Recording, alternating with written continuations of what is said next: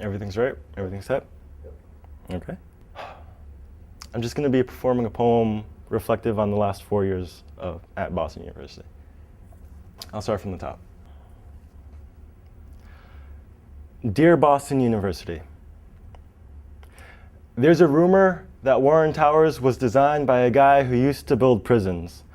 And if that's true, then I've got spiritual Stockholm syndrome. Boston University is a prison like my ribcage is a prison for my heart. Like tree sap turns to amber, and all you can do when you see it is ask yourself, how does God make things so beautiful? I was accepted to study computer science and math, but figured I had the rest of my adult life to worry like a robot. Instead, I got to sit in the same classroom where Robert Lowell taught Sylvia Plath, where someone taught me that not everything has to be a huge project. That small things, though pug ugly like certain breeds of dog, can still earn your love if they work hard enough.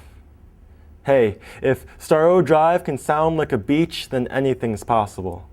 Possible like reversing the curse after 86 years of crossed fingers.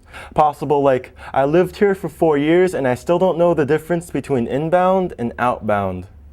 But the city couldn't tell a Mennonite from a bomb, so I think the score is kind of even.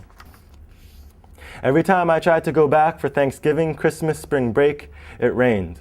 Eventually I stopped believing in coincidence, convinced that Boston, you didn't want me to leave. Pouring deep seas because somehow or another you knew I never knew how to swim. You cried like a big brother watching his sibling going off to camp for the summer. I spent the first night of 2007 at the Heinz Convention Center, slamming poetry with friends I wouldn't hesitate to call my second family.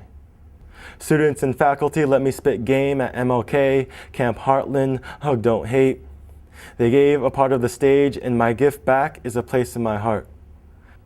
Psych 101 taught me the only kind of laughter that matters is when you're standing in front of a mirror. The late night cafe was my first and last fast food job, punching out past midnight and smelling of frozen blueberries and deep fryer fat, ready to collapse on my stack of textbooks. Boston, you almost cured me of being an insomniac, which is a lot coming from a city that doesn't sleep. The train stopped running, so I run to the Esplanade to dip my hand in the river.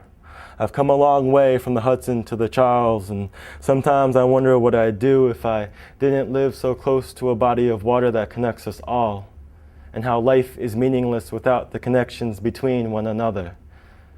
Take care of each other. Peace.